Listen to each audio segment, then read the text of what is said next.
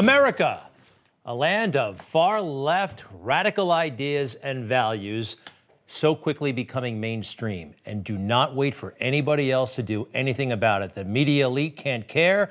They actually support a lot of this stuff. And we all know about the Biden administration. This is Abrar Omish. She is a school board member in Fairfax County, Virginia.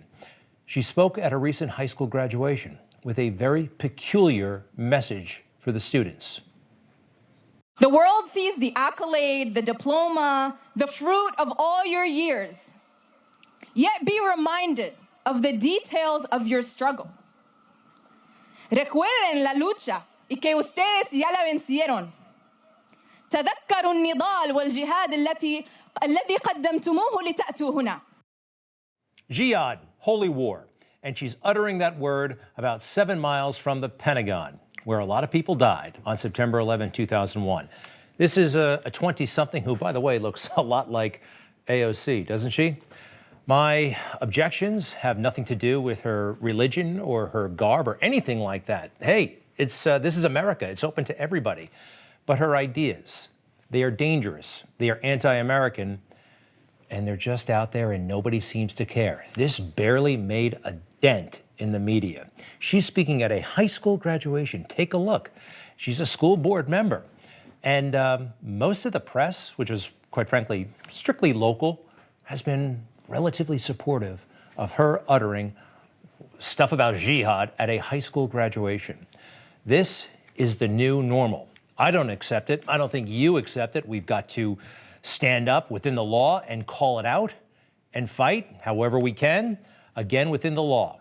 Joe Biden, he's not going to stop any of this. By the way, what did he do today?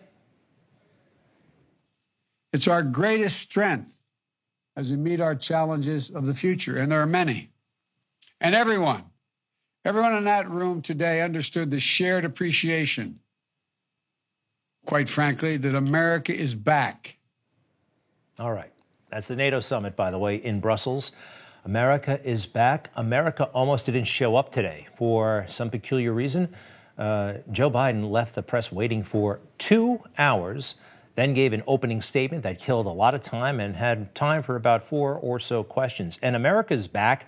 That is a campaign slogan. Give me a break. Donald Trump engaged all of these bodies, NATO, G7, and quite frankly, he's done more of it than at this point Joe Biden. I mean, he's an experienced 4 years as president. Is Joe Biden going to make it there? Some people are wondering. How did Joe do, and how is he doing on this big international trip, his first as president? Well, we don't know about the substance. A lot of that is behind closed doors, but we do know the optics, and the optics have not been good.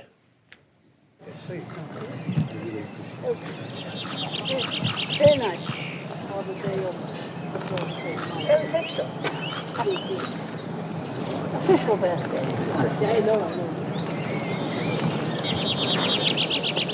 You see Joe bringing up the rear? I don't think that's where the president should be. There he is. Symbolic? Sure. What's Justin Trudeau doing up there at the very front, escorting the Queen? Think Donald Trump would be walking in the back unnoticed? How about this? This is perhaps the most bizarre moment I've ever seen from any president. How are your meetings going in Cornwall, Mr. President? How are your meetings going here in Cornwall? Very well. Come on. I don't know, from the sneakers to Jill jumping into the rescue, all very, very bad. And these silly jokes about his staff being angry with him again. I'm sorry, I'm going to get in trouble with staff if I don't do this the right way. Jennifer Jacobs, Bloomberg.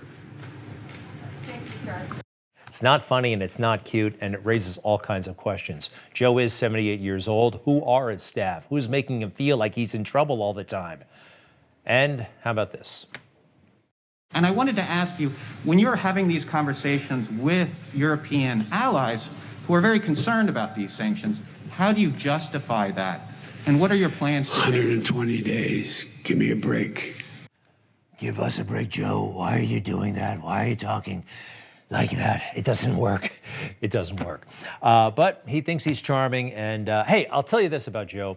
he was able to handle the group video session very well. He was wearing a beautiful new suit, and you see him there. You see him right about there in the middle, just about now. No mistakes, just standing, and he did that very well. Better than Boris Johnson. Boris Johnson just, I know he's always had that tousled hair or whatever, but this was bizarre. Remember Donald Trump? Now, they're all so grateful that they're not acting like this guy, this brute who just pushed everybody out of the way. You know what? I kind of liked it. It was representative of our role, of him. You know what? Nobody stands in front of America. I liked it. And he wasn't there for a photo op. He wasn't there to get along. He was there to get things done, like get them to pay. You know, NATO members, they're supposed to pay for their defense, and they were behind. Trump is right about the NATO deadbeats. This is from the fake news 3 years ago. Also this, what's NATO focused on now with Trump out of the picture? Climate threat. Climate threat. A war on the climate threat. Did we really beat terrorism? Is it all over and done with? That's it? That's it? I don't think so.